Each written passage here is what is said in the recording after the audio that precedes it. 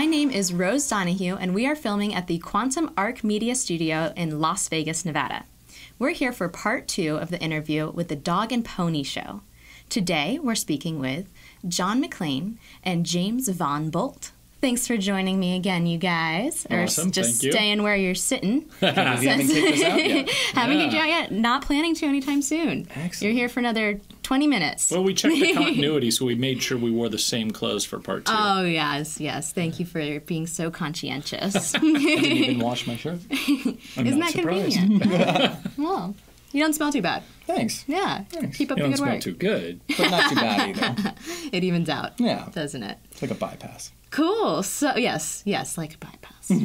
So, we got to hear a little bit about you earlier, John. Mm-hmm. So, James. Riveting stuff. Absolutely. Yeah. Just messing with everybody.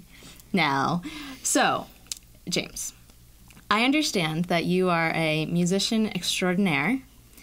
Can you tell us a little bit how you've brought that skill into all of the work with the Dog and Pony Show? Yeah. So, I mean, I've just always been musical my whole life. I'm one of those odd people that just knew, like, out of the womb where I wanted to go and what I wanted to do. I just didn't know exactly where you do that or how. And what I found at Dog and Pony Show is that being a musician can mean just about anything. I went from being in bands and writing and recording all of the parts and being in like bands by myself to I became a DJ at one point so that I wouldn't have to have bandmates, and I started making electronic music because I get tired of people. And so when I did that, what I discovered was that a lot of the electronic music stuff was sound design. You use a lot of Foley and you use samples and you use a lot of synthesizers, and you create a bunch of sounds that aren't necessarily musical that you're making music with. And so when I got to Dog and Pony Show, I had kind of this crash course in doing weird things with audio clips and whatnot. And so that was kind of my backdoor way into going from music to sound design. Yeah. Gives you kind of like you have kind of a off-kiltered view of what sound design is, and I think it works really well with us because he's really good with like all the natural sound. Like I'm not really into the Foley. I like watching it, but I don't do a ton of it. Okay. I can, but I like to leave it to the professionals. You like the instrumental? Yeah, I like warping things very unnatural. I like all the digital stuff. Organic, inorganic. Oh, Yeah. That's how we describe it. Sure, another reason why you guys go together. So Yeah, well. kind of yin and yang that way. Yeah. He brought a lot of new methods of even dealing with the organic sounds to my attention. Things that I hadn't played with because my background wasn't in playing keyboards and whatnot. And we've developed some pretty cool techniques based on things that he's brought to the table. Yeah, real unique ways of doing things. What was one of the first things you guys came up with? I think in general, everything, there's smaller things and there's bigger things. One of the smaller ones was something silly, like we were trying to add some sort of hit to something, and I was like, hey, grab a tom drum. And because I'm used to having, like, I didn't have, like, money or a sample library or anything, so I had to do everything that I was doing with what I had. So I was like, I've taken, like, a tom drum hit and tried to turn it into, like, a cinematic trailer. Well, something like that. Oh, okay. And so I was like, just grab a tom. It's got all these different qualities. You're going to love it. And so we'll do something like that where he might have, like, I don't know, what would you have thought for like a cinematic hit or something? Maybe something else came to your mind that day. Yeah, like I probably would have searched for several different, like, air pass-bys, maybe a truck or a car or something, but in different frequencies, and then stack them together and create it that way. And he came up with this drum, and we reversed it and kept it forward. And the reverse reverb and stuff like that, where you have the tom drum hits, and you put reverb with a long tail, so it goes, right? But then you put the tom drum in reverse, so it goes, and then the reverb carries on. Then you resample that, so now you've got an audio clip of the drum in reverse and the tail of the reverb, and then you put that in reverse, and now you've got like the reverb in reverse going and then the tom is back forward again. Yeah. Right? Something like that. I hope I explained that right. Yeah. It's but really, then you start playing with the EQ and the attack on the hit and putting more reverb on it again or whatever you want to do. So just little things like that. Like the reverse reverb thing was something that I was doing with a lot of electronic music with pianos to create like if I didn't have a synthesizer or something like that was doing the trick and I wanted it to kind of grow into the chord.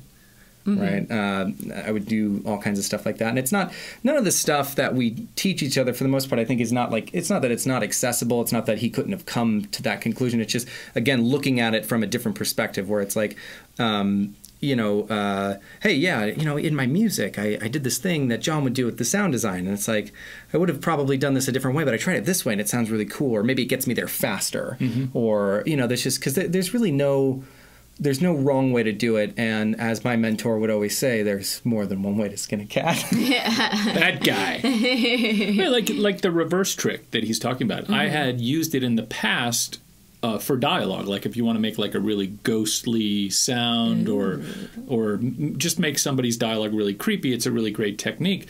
But I never thought about applying it to like a drum to do something that I would have done with other sounds. Sure. Yeah, exactly. So it's good. Two heads look are at better things than a little one unique. sometimes. Yeah, that's awesome. So you also will compose scores. And you're able to play multiple instruments. Yes. Do you actually play the instruments and put them all together, or do you use the computer instruments? Both. All of the above. I mean, he has a mountain dulcimer that I've played on things, which I don't actually know how to play that one. So there are all the standard instruments for the most part. Like I know how to play those, and then there's a ton of instruments that I don't know how to play, but can and will, maybe even inappropriately. The mountain dulcimer is one. I'm not a mountain dulcimer player. Sure. I wouldn't size myself up against anybody who actually plays the thing. Can I?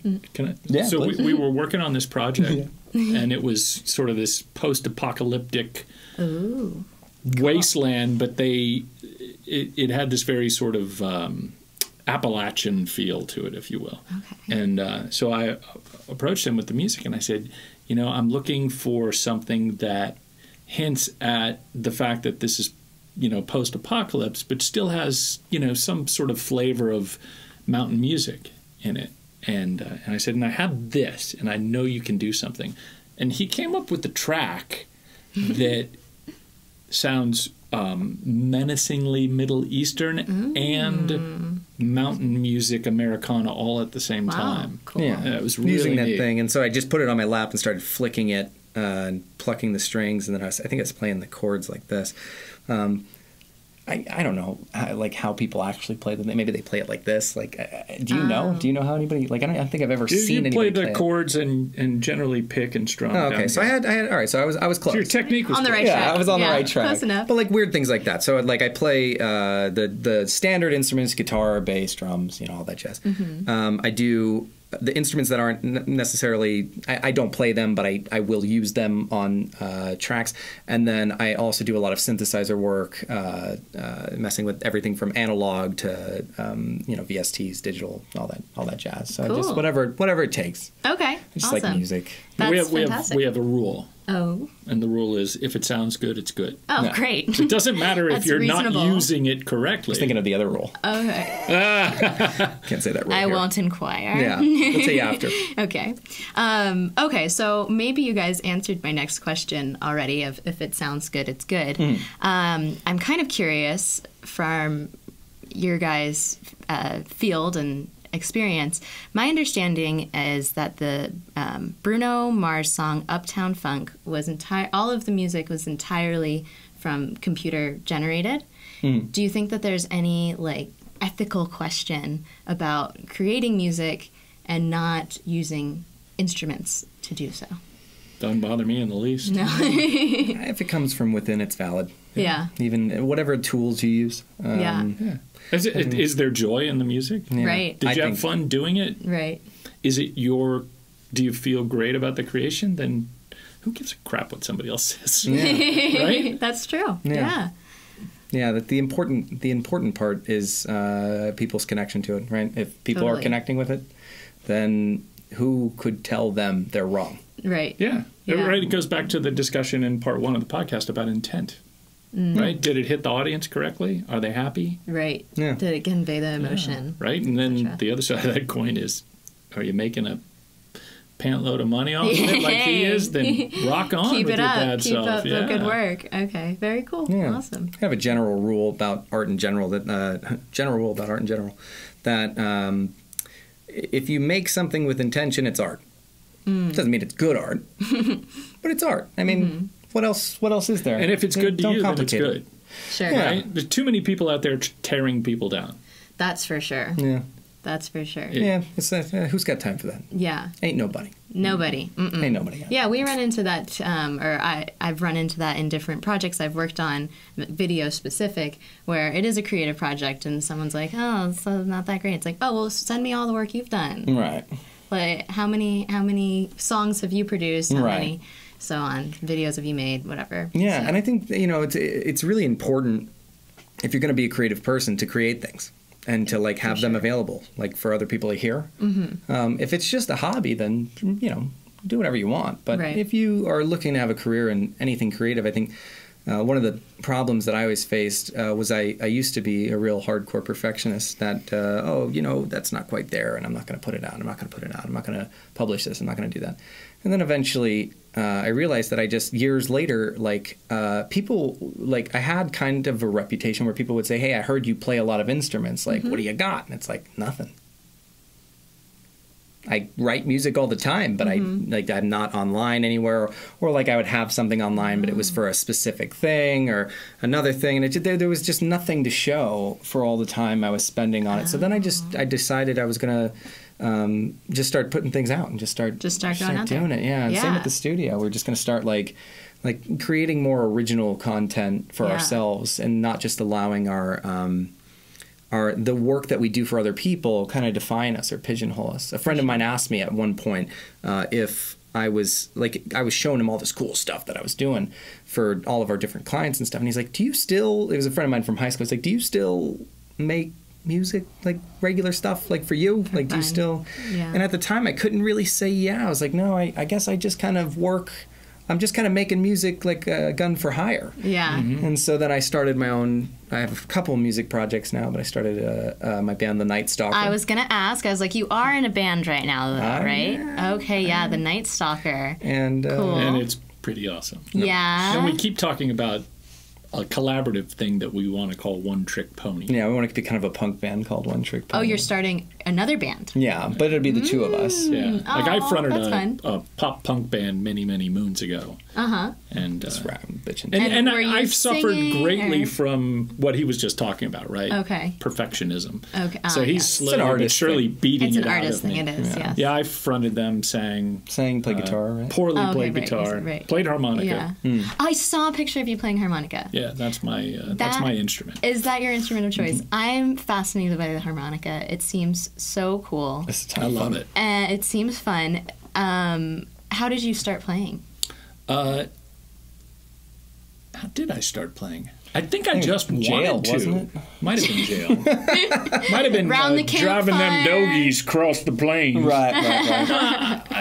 I don't really recall. I think I just wanted to. Okay, that's cool. And so I took lessons from a really great player in Detroit, and I got pretty good at it. It helps to learn from someone else. Yeah. Sometimes, yes.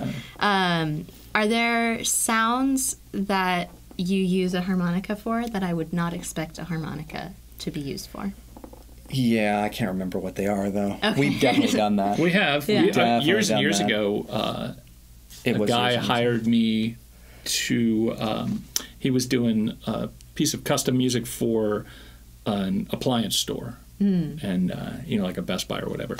And there was a shot where somebody was, cranking up the volume on the receiver, and... he actually had me come jam over the track, and then we did a big pull on the harmonica that got warped and twisted into the sound of everything turning up. Cool. Yeah.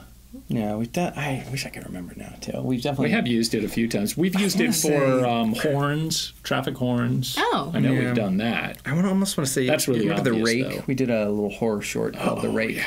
I want to say we did a background thing. You sampled it. I played it. Didn't you sample it? I want to say, I think that was it. It was like a horror thing. I turned it into something creepy. I saw that. I saw the You saw The Rake? Yeah, I didn't see the whole film, I'm afraid, but I'll have to. Yeah, yes. it's fun. Yeah, it was fun. That was the one I was sleeping at the studio during. I did that when I was an intern. That was.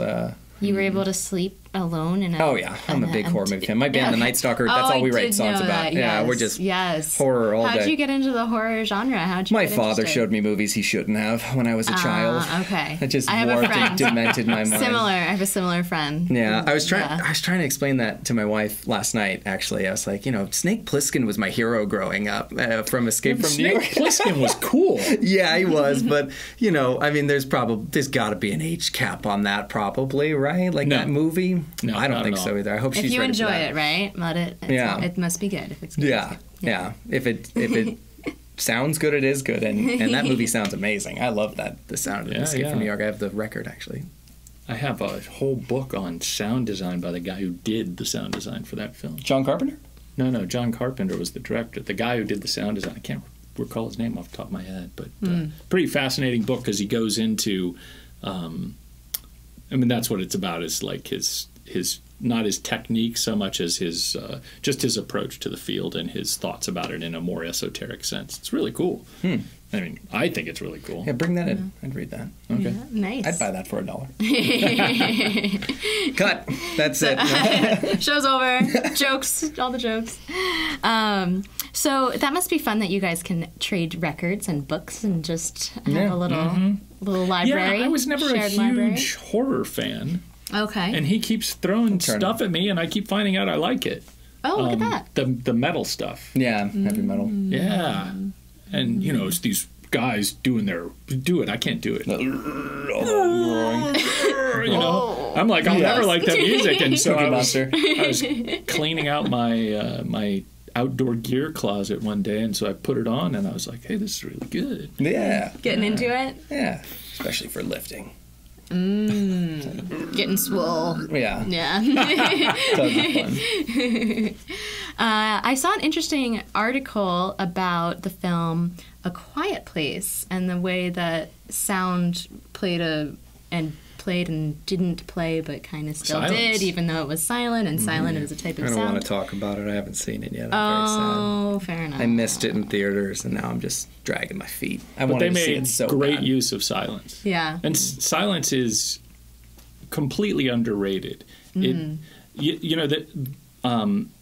Sound is a visceral emotion. We react to it. We have ears on the sides of our head. We echolocate, and when things get quiet, it informs, for lack of a better way to put it, our lizard brain that something bad is happening. Because, the very, very early... It's unusual for it to truly be silent ever. Yeah, if the birds went quiet, that meant there was a predator around. Yeah. And that stuff's baked into our DNA, and we react viscerally to it. Yeah. And it's interesting because when working with voice talent, if the script leaves space, that's one thing that I am constantly coaching them is don't feel the need to fill the silence. Because if it, for instance, it's a radio spot and, this guy's shouting at you and this guy's shouting at you, and then this radio spot comes on and it's calm and there are gaps of silence, it will cause the audience to pay attention to it because it's so different. Sure. Yeah, everybody's general approach to radio, I feel like, is Busta Rhymes, where it's just like the commercial starts and somebody's like, just like going for it. Yeah, and fit the phone number in there 3 times, even though 99.9% of your audience is driving down the highway at the moment. Definitely not writing that down. Yeah. Well, if they don't say it 3 times, how will you remember it while you're driving down the highway? Sometimes that works. Yeah. Yeah. Sometimes never. Except for Glenn Lerner's jingle, which is shockingly catchy. Yeah, jingles are different. Yeah, that's true. Jingles don't count. Do you guys do jingles? Yes. We do. We do it all. Yeah. Okay. Yeah, anything audio. Anything audio, anything at all. Yeah. Yeah, we've done sound for toys. We've done sound for video games. We've done sound for slot machines. Oh wow, we're gonna keep doing the same ones. Giant corporate events on, you know, dual 90-foot screens. Got a list. You got a good list. Yeah, lots of anything. stuff. Yeah, we do it all. We're really we don't discriminate. Right. So your first instrument was a guitar. Yeah. And then what was your second instrument? Oh, singing. Okay. Does that count? Or maybe my first was the voice and then the guitar. Sure. Maybe? I mean, we all have a voice, so I guess we're all musicians in some way. Yeah. We all have instruments. Yes. Exactly. And yeah, so I had an acoustic guitar, or no, I'm sorry. My grandfather had a Gibson. I want to say it's from like the 20s, a hollow body, damn near acoustic at that point, but it plugged in. But I didn't have an amp for it, and it was only when I would visit my dad in New Jersey that I would get to play it. And when I would play it, it didn't sound anything like punk rock. So I was very turned off by that guitar. I thought, oh, I have the wrong one. What I wouldn't do to have that guitar right now. Oh. But so I just thought it was like the wrong instrument for me. And then I got my mom got me a small acoustic guitar and some guitar lessons because I was still interested, but I was kind of like, And again, I wanted to play the Beatles at that point, and I wanted, you know, in the Hard Day's Night movie and Help. And all the Beatles, like when you see them, they're not playing the melody to the song, the vocal melody on the. So the teacher's teaching me like Yellow Submarine is like do do do do do do do do do, and I was like, this stinks. Like this is boring. This is not what they do, and I want to do that. So I again kind of dropped it and like tinkered with it on my own, until eventually, I want to say like 5th or 6th grade, I got an electric guitar from JCPenney, and it was terrible, but it came with a little amp that if I turned it all the way up got crunchy. Ooh. And then I could goes play. To 11. Yeah. Well, this one went to louder. Yeah. This one was not quite 11, but this one had like a 9-volt battery. This one goes to 3.5. What I wouldn't do to have that amp too, because I bet it's like real. I don't even know how. It was like very like thin, cheap plastic, and it had like a battery in it. So it was just the worst amplifier ever. So I wonder. I wonder if you can find those now. I bet we could do all kinds of crazy stuff. Oh yeah, those now. No doubt. But they. So then I could play, you know, any of the punk rock I wanted to play, or metal, or you know, whatever else. I was a big AC/DC fan in middle school. I just wanted to be Angus Young so bad. I used to actually wear the schoolboy outfit and I had little horns they put on my little hat so I could be Angus Young and stuff. I was like really into it. How old were you? Oh God, 6th grade, 7th grade, I think. High school, I used to only wear 70s like car salesman leisure suits. Just to school every day, just because, like, I don't know. I just always, I just couldn't get it out of my system. I guess, like, I don't know what it is. Like but a little like Ron Burgundy. Yeah, those are like my favorite, like that era, you know, of like suits and stuff, like 60s and 70s. Did you ever see Repo Man? Yeah. Right? Remember the Circle Jerks on stage doing an acoustic set wearing polyester leisure suits? Yeah, yeah, good stuff. He gave me that record too, where they're wearing tuxedos. I love that stuff. I think that's so fun. You know, it is fun. But so yeah, I don't know. What question am I answering? So many questions. So many questions. I'm just long-winded. I apologize. Yeah, no, you're doing great. You should have me sign a waiver or something. I'm loving all of it. Okay. You guys are fun. Yeah, awesome. Yeah, totally. Oh, so, is there something moving forward in your career that you're looking forward to? Do you have a goal in mind? Do you have something coming up in your life, in your career, that you're super excited about? Yeah, I got, once again, how much time do we have? I have so many things I'm looking forward to. Give it to me. Let's see. I'm looking forward to, all right, so we at Dog and Pony decided last year that we were going to completely rebrand the joint, right? Oh. So, and we were going to have a much harder focus on original content. That was awesome. And any other content that was coming through our door or that we could go find that would really allow us to flex. Because what we discovered last year was that a lot of the stuff we had out there was not actually showcasing what we were capable of. So we were hoping to get work that would really challenge us and push us creatively. And instead, you get more of kind of the same, because that's what you're putting out there. You're saying, hey, here's what I can do. And then people that need that go, well, we'll take you. Sure. And so we decided we wanted to put out more than that. And hopefully other people will go, we'd like you to do that for us, sort of a thing. So moving forward, we've got a ton of projects. I won't go through all of them, but the one I'm most excited about is we are, and I'm going to actually be talking to Quantum Arc about helping us with some lighting and stuff, but we're doing a podcast as well, but it's Dungeons and Dragons, where the three of us, it's John, myself, and our other third man we're working in. And he's also my music partner. His name's Zayaku. Okay, awesome. Or John Eric. Mentioned. Cool. Yeah, okay. throw him in there. Awesome. Yeah, thanks. You owe me. And so the three of us are on an adventure. John's character discovers he's a Vu druid. Let me know if I lose you. He discovers that sounds are slowly disappearing. Ooh. And he has to. He goes on a quest to find out why the world is slowly going deaf and to fix it. Oh my goodness! Zayaku's quest is that he has this sword that he's had since he was a kid. He's like kind of the King Arthur chosen one. We don't actually know why he's the chosen one or what he's chosen to do, but he's got some higher calling. And then I'm just along for the ride. I'm like this horror character. I'm very morbid, and I collect the body parts of our wounded and put them in my jack-o'-lantern. For fuel. For fuel. And so what we'll do is we'll have a guest on every week, and then the catch is that when we play, we're going to edit it down, and most Dungeons and Dragons games are very visual. People describe what they're doing, what you're seeing, and we want to go in, and if we walk into a tavern, you're going to hear the tavern. And it's custom. I'm into it. A few podcasts out there will throw some sound design in there and a little bit of music, but when we walk into the tavern, you're going to hear it when somebody gets stabbed or something, or when somebody casts a fireball, whatever it is, you're going to hear it. I'm a bard, so when I'm strumming away, trying to attack with my guitar, I'm gonna use a guitar instead of any sort of real D&D instrument. Yeah.